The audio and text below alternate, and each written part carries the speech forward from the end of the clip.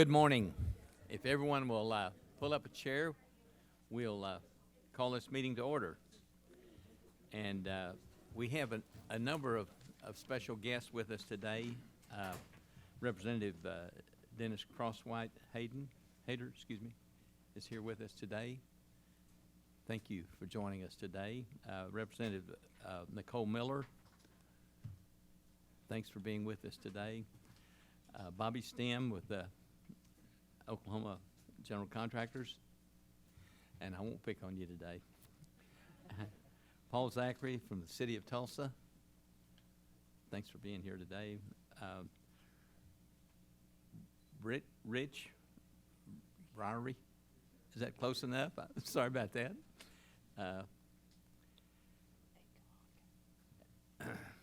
Thank you all for being here. At this time, will the Secretary please call the roll? Mr. Coburn. Coburn here. Mr. Grimsley. Grimsley here. Mr. Freimiller. Freimiller here. Mr. McCowan. McCowan here. Mr. Dyson. Dyson here. Mr. Alexander. Alexander here. Mr. LaForge. LaForge's here. Mr. Peterson. Here. We had a unanimous, everyone's here but one, and I checked today, we don't have another commissioner in line yet, so I guess we'll just go with one short. Mr. Johnson, you're now recognized to introduce the new traffic engineer and the roadway design engineer. Good morning, Mr. Chairman, members of the commission. Pleased to present to you today two appointments to some of our key functional areas in our design area. First, I'm pleased to announce Ms. Lauren Parrish as our new state traffic engineer. Ms. Parrish joined the department in 2013 after working in the private sector for more than 7 years. She's held various positions throughout the department in our roadway and traffic divisions, some noteworthy stints serving as 5 years as our geometric engineer focusing on geometric design and traffic operations. Since 2020, Ms. Parrish has also served as our assistant state traffic engineering, overseeing planning and analytics, safety in our design branches. Ms. Parrish received her Bachelor of Science in Civil Engineering from the University of Oklahoma in 2008, so please help me welcome Ms. Parrish to her new role.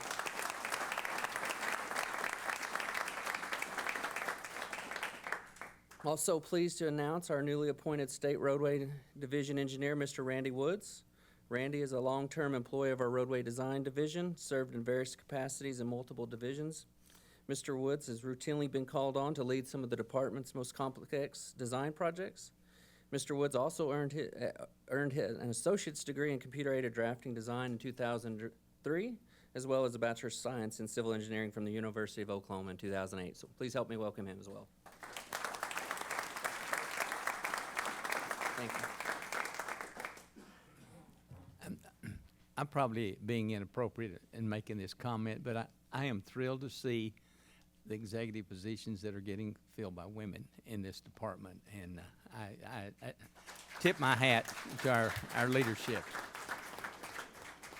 And at this time, I will turn the floor over to Mr. Gatz. Thank you, Mr. Chairman. I want to recognize a pretty special program that we've got going on, and we're going to give some special recognition to District 7. But I want to talk a little bit about Work Zone Safe, and which is a program that is really designed to get at some of our most vulnerable young drivers as they develop their habits and skill set early in their driving career.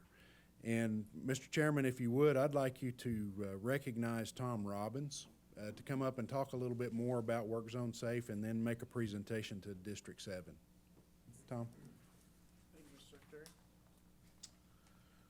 So Commissioners, I know that the number one priority for you as of all the ODOT family and contractors is the safety of our workers and the traveling public. Unfortunately, as we know, this last year had the highest reported jump in fatalities across the nation, not just here in Oklahoma. With speeding and distraction off the charts, we know this is a particular concern for our work zones. Our young teen drivers, unfortunately, do not have the hands-on opportunity to understand the risks that they're facing and to appreciate the flag or the faces behind the flag in our work zones. Most DOTs across the country hand a pamphlet and a pen and a bag and say, be work zone safe, and we need to be doing more than that. So Under the encouragement of Secretary Gatz and the leadership team, they've adopted the Work Zone Safe program. Number one, it gives a hands-on opportunity for teens across the state of Oklahoma to partner with the Highway Safety Office to go out and learn Work Zone Safe behaviors. In that, we bring and invite our districts to set up a flagger zone, to have a talk with those teen drivers about the face behind the flag and how all of us want to return home safe and that we need their attention and focus. As they walk them through the flagger zone, at the completion of that, they have an opportunity to invite them to take an online course about work zone safety. This Work Zone Safe course is available, it's free, it's online, and teens 15 to 19 across the state can take it. They learn about work zone safe behaviors of speeding, distraction, signs, scenarios. Most importantly, though, they learn about work zone safe faces, where they're introduced to the memorial that's out front of our headquarters. And additionally, they're told specific stories, unfortunately, about people that have had to face the consequences or have had loved ones impacted. Then they're quizzed and they're asked specific questions like, what was Tim Van Diver's favorite activity to do? And that's spend time with his family. So we personalize it.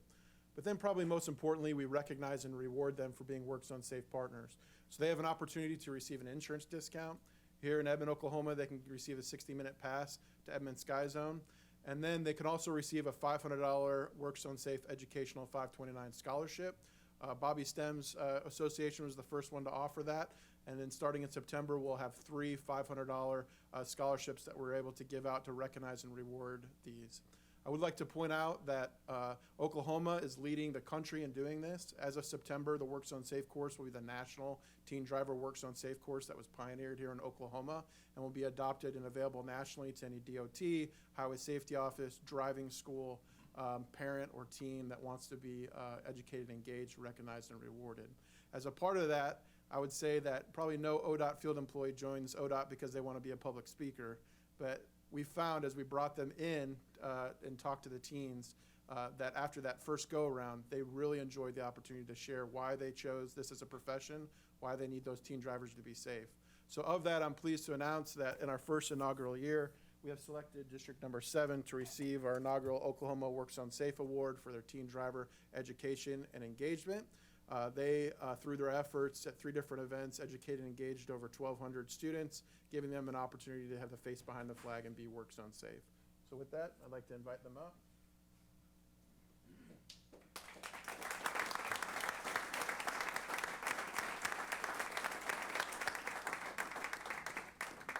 Commissioner LaForge and Mr. Chairman, if you wouldn't mind coming down.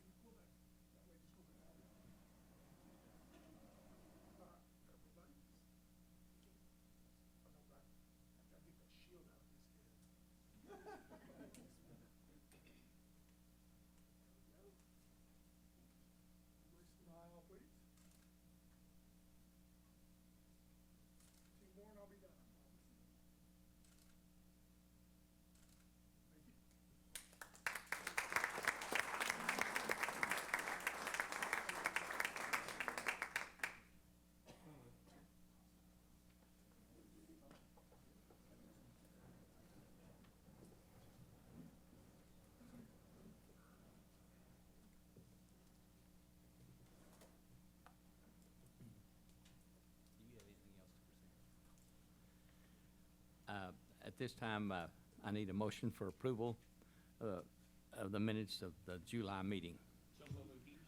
Do I have a second? Second, Alexander. Any discussion? Madam Secretary, please call the roll. Mr. Coburn. Coburn, yes. Mr. Grimsley. Grimsley, yes. Mr. Freimiller. Freimiller, yes. Mr. McCowen. McCown, yes. Mr. Dyson. Dyson, yes. Mr. Alexander. Alexander, yes. Mr. LaForge. LaForge, yes. Mr. Peterson. Yes. It passed by unanimous vote. The consent docket contains items 104, 105, 106, and 107. These items were discussed in detail earlier in the subcommittee meetings. If any commissioners would like to pull an individual item out of the discussion, he may do it this time. Otherwise, do I hear a motion for the approval of the consent document? moved, Coburn. Have a second? Second. Madam Secretary, please call the roll.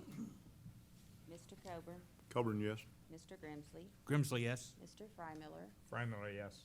Mr. McCowen, McCown, yes. Mr. Dyson, Dyson, yes. Mr. Alexander, Alexander, yes. Mr. LaForge, LaForge, yes. Mr. Peterson. Yes. Passed by unanimous vote. Item number 108,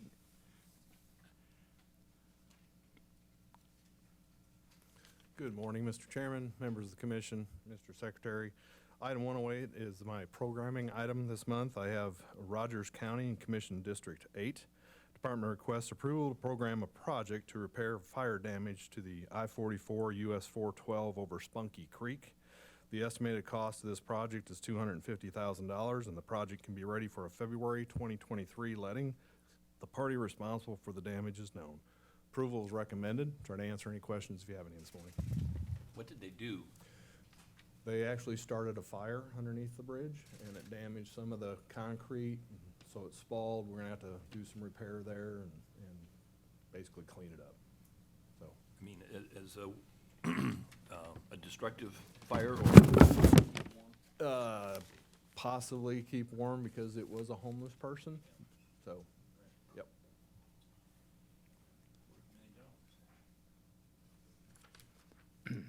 you've heard the presentation. Do I have a motion for the approval of item 108? Peterson, so moved? Frymiller, second. Any discussion?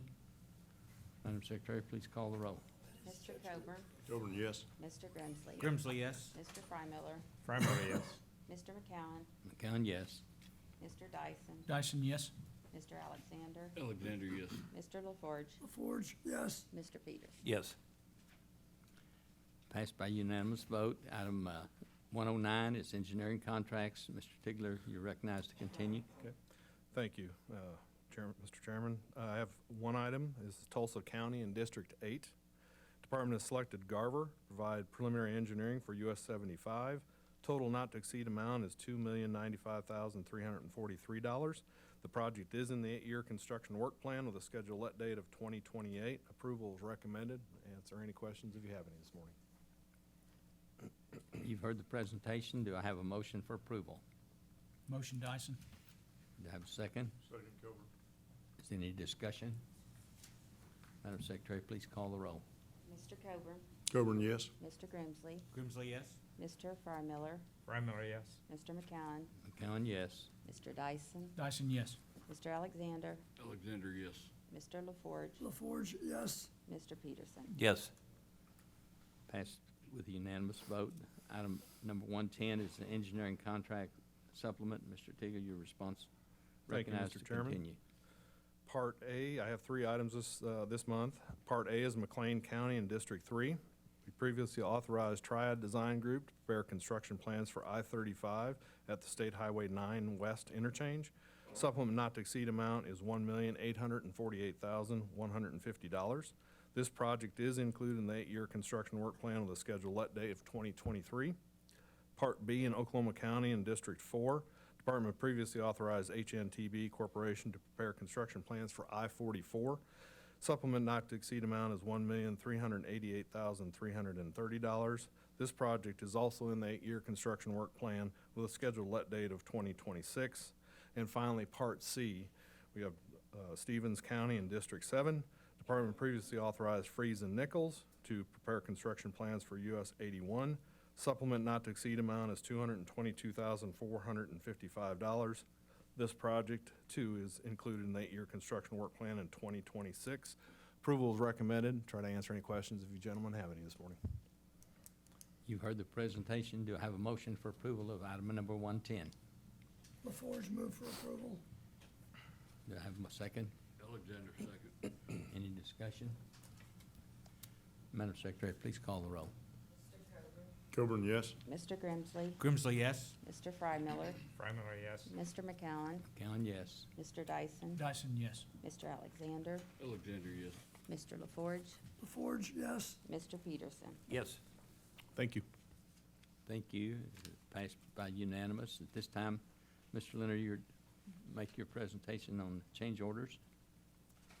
Morning, Mr. Chairman, members of the commission, Mr. Secretary. I'd like to present item number 111, parts A through U. These are change orders on projects which have a cumulative total of change orders of $75,000 or less. This item is presented for your information only. No action is necessary, but I'd be glad to answer any questions. If there's no questions of Mr. Leonard, you can proceed to Thank you, Mr. Chairman. item 112. Item number 112, parts A through double D. These are change orders on projects which have a cumulative total of change orders greater than $75,000. Your approval is recommended, and I'd be glad to answer any questions. Do I hear, you've heard the presentation, do I have a motion for approval? LaForge move for approval. Have a second? Coburn second. Any discussion? Madam Secretary, please call the roll. Mr. Coburn, Coburn, yes. Mr. Grimsley, Grimsley, yes. Mr. Frymiller, Frymiller, yes. Mr. McCowen, McCown, yes. Mr. Dyson, Dyson, yes. Mr. Alexander, Alexander, yes. Mr. LaForge, LaForge, yes. Mr. Peterson. Yes. Thank you. Thank you. Passed by unanimous vote. Item 113 is proposed bid openings. Ms. Good Allen. morning.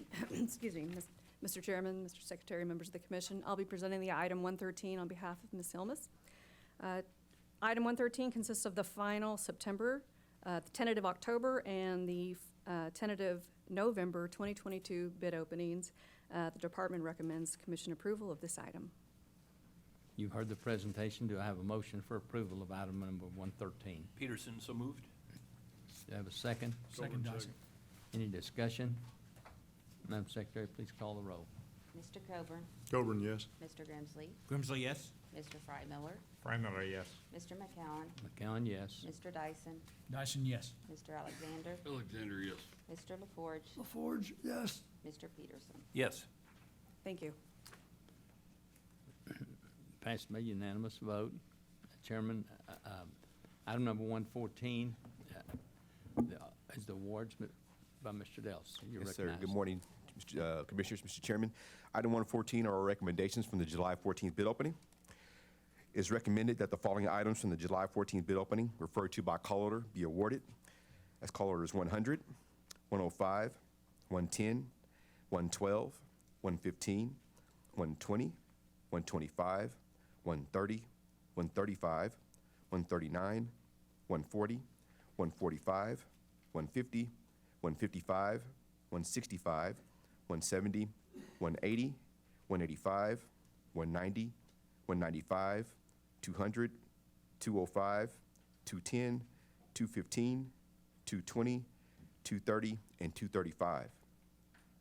It is recommended that the following items from the July 14th bid opening referred to by call order be rejected. It's call orders 136, 137, 138, and 240. This concludes our recommendations for awards, and your approval is requested. You've heard the presentation. Do I have a motion for approval? Coburn, so moved. LaForge, second. Any discussion?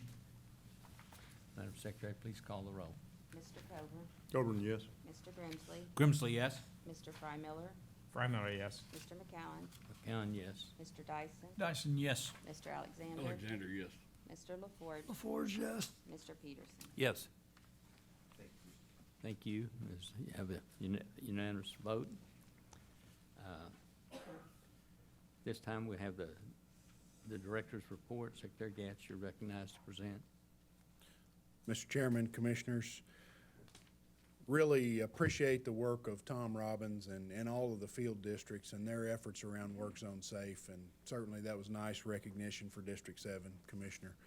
And really appreciate whatever we can do to help our young drivers understand the responsibility that comes with receiving a driver's license, and understanding a little bit more about how to safely navigate a construction work zone, which is probably some of the more dangerous locations that they'll encounter out on the highway system. So really appreciate the focus and the efforts that they put forward.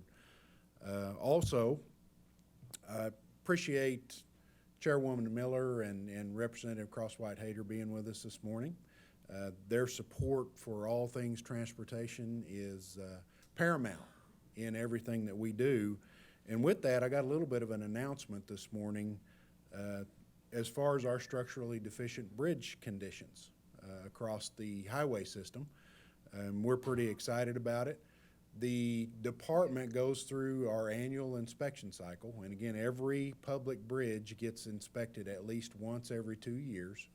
We wrap those cycles up annually and submit the data to the Federal Highway Administration by calendar year. So we completed our inspection cycle on December 31 of 2021, submit that data, and then eventually we will get information that comes back to us from Federal Highways that will allow us to understand a little more about where we rank. And as of this year's tape, the department has moved up from number 7 in the country to number 5 in the country. So we're continuing to make progress with 45 structurally deficient bridges out on the highway system. And of the 6,800 total that we have on the highways, again, by percentage, that ranks us number 5.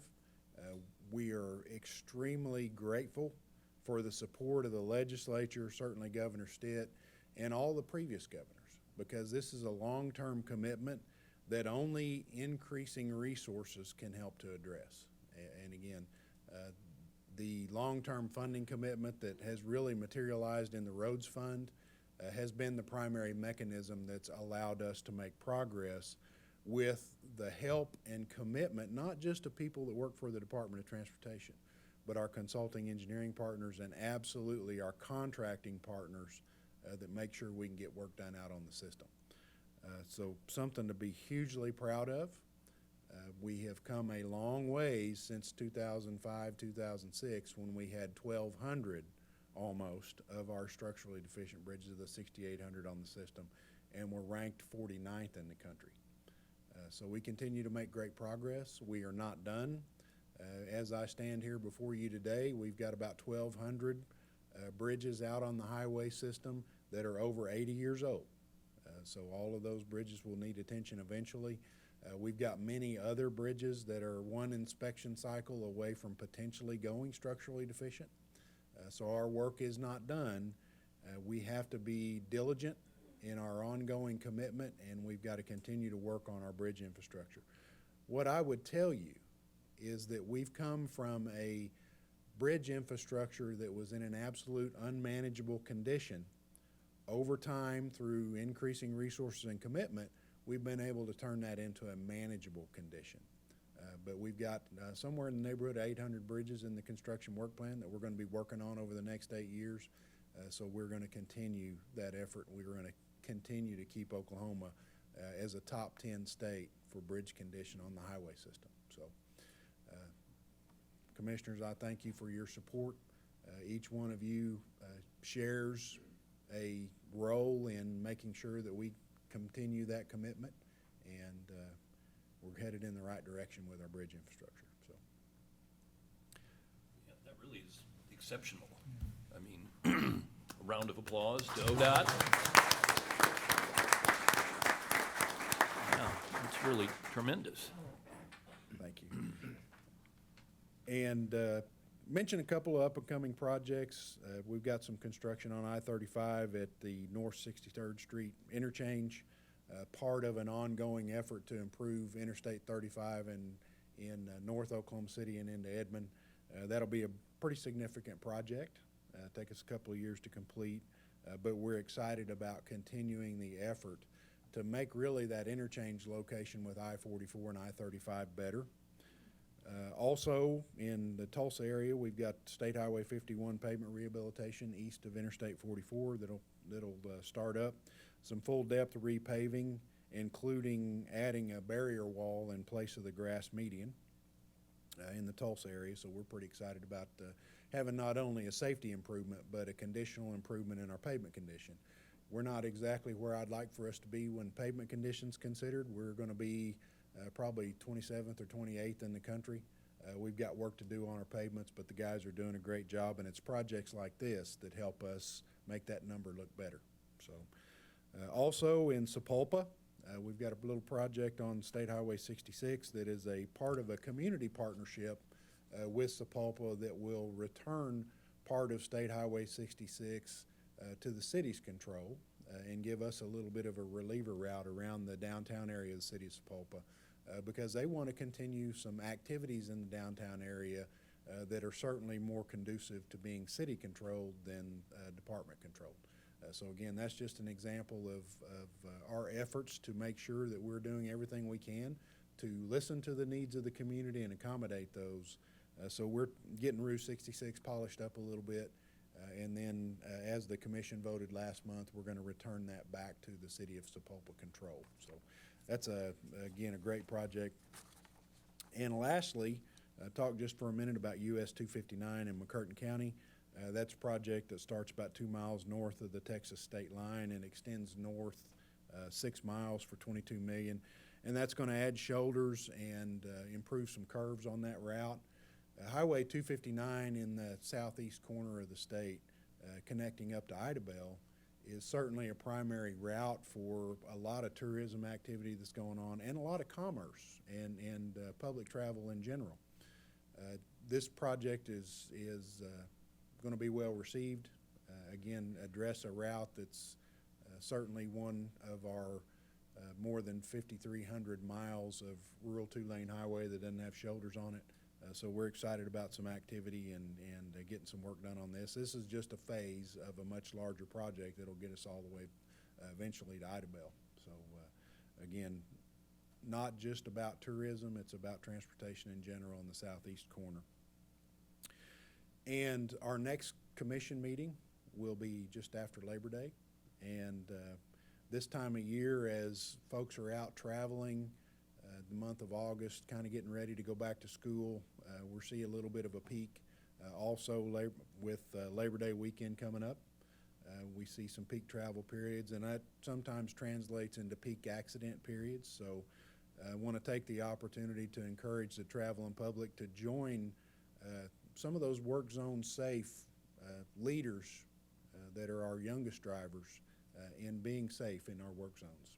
Pay attention, put away distractions, and not just in work zones, but anywhere you're traveling on the highways. And number one, always remember that first line of protection that's represented in that seat belt in your vehicle. Please buckle up in your travels and be careful out there on the highway system as we get ready to kind of bring the summertime to a conclusion and get ready for some of the fall activities. So, Mr. Chairman, thank you very much. I would stand for questions from you or any of the commissioners. Any other? I have a Question. couple. It's okay. First, I want to commend the department. I think one of the really effective things that the department does on social media is the memorials to the workers. For one thing, it gives everyone a sense of the toll, the human toll. It honors the families, but it gives us, it's a very powerful reminder kind of how important, that we need to consider that. The second thing is the Deficient Bridge thing is quite an accomplishment. And what I would love to see is if we could do something similar over like the next 20 years for our rural highways. We have a lot of rural highways in Oklahoma, and the thing about the Deficient Bridge effort, that was carried over across multiple administrations. It was bipartisan. We had multiple changes to the legislature, but we had a focus for years, and it was really a success story in Oklahoma. I'd love to see us figure out how, working with the 8-year plan, we could do that for our rural roads, because I think it's going to take that level of a sustained focus to accomplish that. And I do think we're in a much better shape now than we were 20 years ago in terms of being data-driven. There's a lot more data we can make decisions on and be more informed on. It's just something that I would hope to see. I know it's a big undertaking, but maybe it's something that we could begin to look at is how can we tackle that problem more systematically. So. And Commissioner, I could not agree anymore. The governor has put a focus on rural two-lane highways without shoulders and made that one of our performance metrics. So it's something we monitor, with a goal of trying to reduce that 5,300 mile number by 10% over a 4-year window. That's tough to do, but I think what you're seeing is a transition just as you described. As we become more adept at understanding everything from the maintenance needs out on the system to the safety needs, we're going to be able to really focus our investment strategies on those locations. And for the long term, I think we're going to get on a very similar path to what we've taken with structurally deficient bridges, and we're going to make a difference. And I think, again, having that performance metric and that focus is critical. And just as you point out, the tools we have in the toolbox today to not only gather the data, but to do the analytics on it that support our decision-making and our investment strategies are far better than we've ever had before, and getting better all the time. So I appreciate your recognition and again, concur with everything that you said. Any other comments? Thank you, Mr. Thank you very Chairman. much. I just second his conversation on the accomplishments that you've made. It's really exciting, the things that you're getting done, Yeah. especially the bridges. Yeah, the bridge infrastructure, every Oklahoman should be proud of that we are now ranked in the top 5 in the country for bridge condition across this nation. Every Oklahoman should be proud of it. And you didn't do it the way the lady told me about it last week. She complained to the commissioner that it was unreasonable to have a 6-ton limit on that little bridge in her neighborhood, and he said, I'll fix that next week. So he got a new sign painted that said, limit 10 tons. I don't think we're doing that, so. We're making a difference, and again, I attribute that to the support that we've received and certainly the resources from the legislature and long-term commitment and diligence. So, thank you, Mr. Chairman. Thank you. Any other discussion before we have a motion for adjournment? Do I have a motion for adjournment? So move. Second? Do I hear a second? Dyson. Madam Secretary, please call the roll. Mr. Coburn, Coburn, yes. Mr. Grimsley, Grimsley, yes? Mr. Frymiller, Frymiller, yes. Mr. McCowen, McCown, yes. Mr. Dyson, Dyson, yes. Mr. Alexander, Alexander, yes. Mr. LaForge, LaForge, yes. Mr. Peters. Yes. We are adjourned. Thank you for all being here.